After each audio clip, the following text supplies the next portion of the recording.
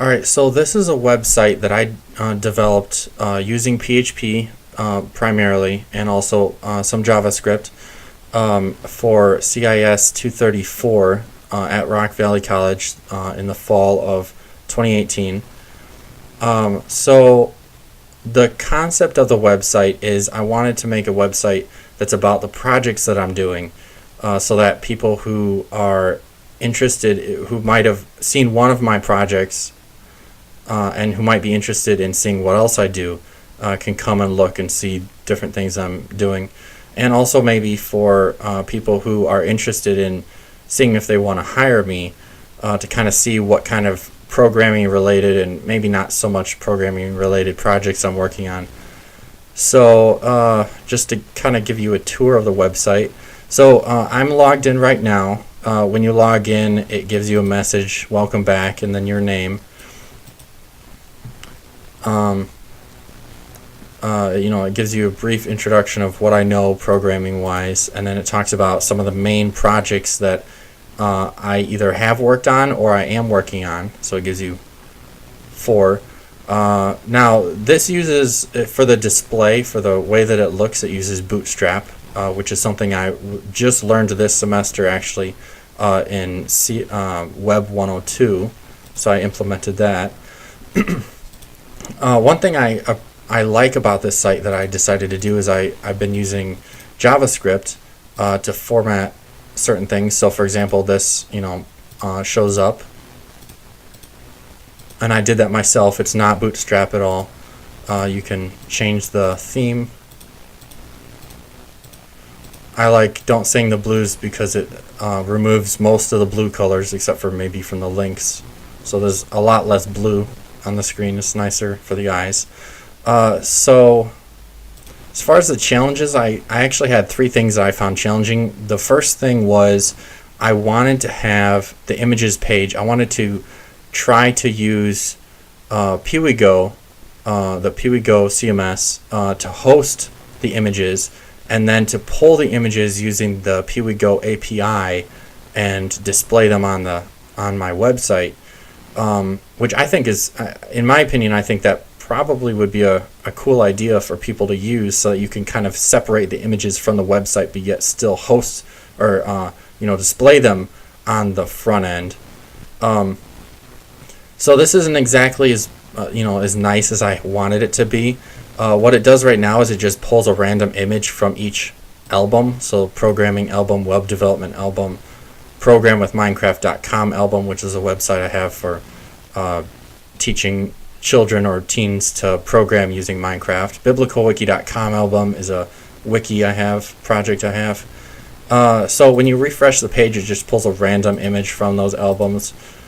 Nothing too fancy. I wanted to go deeper, and this is what I would do if I did have more time. One of the things I wanted to make it so when you click on one of the album images, then it actually expands the image to essentially full width, and then it actually displays or populates the bottom of the page with all of the images from that album, and then maybe there'd be a back button so that you could go back to the way it looks now.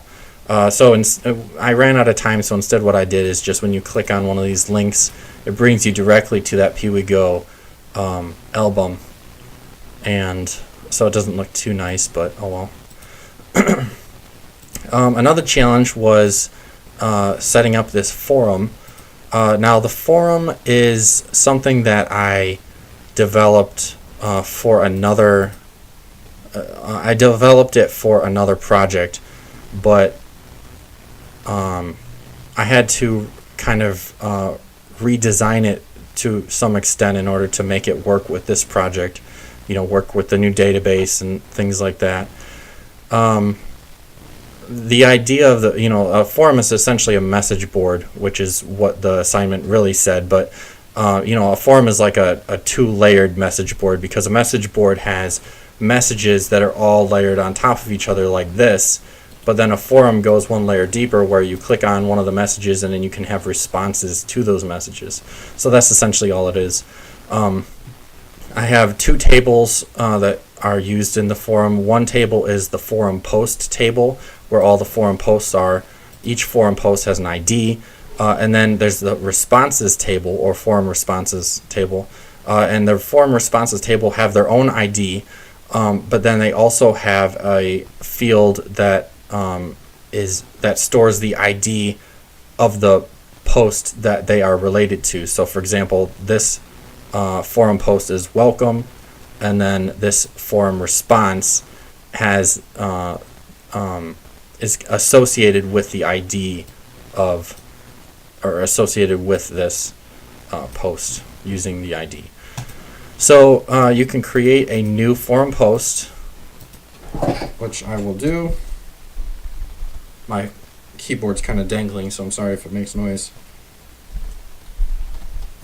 Oops. So hello, hello, and it populates at the bottom. And then there's that. If you're logged in, obviously, you can say hello again to make a response. And that's about it. I'm sure you can get the rest of it. So that was one challenge. I think that one of the biggest challenges, though, was trying to actually implement PHP security, database security. I wanted to use a system that I originally, I don't know if this is the best way to do it, but what I wanted to do is I wanted to basically take all of the input that was going to go into the database and actually translate it into a bunch of characters. You know, each character was going to become a certain number of characters that, you know, when you put it all together, there's no way that it could ever possibly be interpreted as any kind of a command. And then it was going to go into the database, and then anytime you pull anything from the database, then it would be interpreted in reverse in order to bring it back into the normal characters. I ended up not doing that because it didn't work for me. So, you know, I needed more time to develop that. So what I ended up doing is just using, I think it's HTML special characters, or special I think it's HTML special characters, the function, and then strip slashes whenever I put anything into the database to provide kind of some security, if any. So the only thing left to show you, I guess, is when you log out, you cannot post to the forum, and you also cannot respond to any posts. And then finally, there's also a create account feature, which I guess I will show. And it does have some,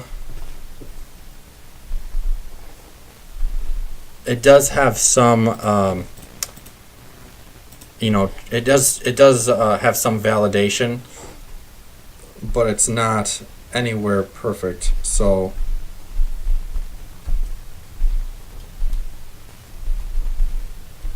for example, this is fine.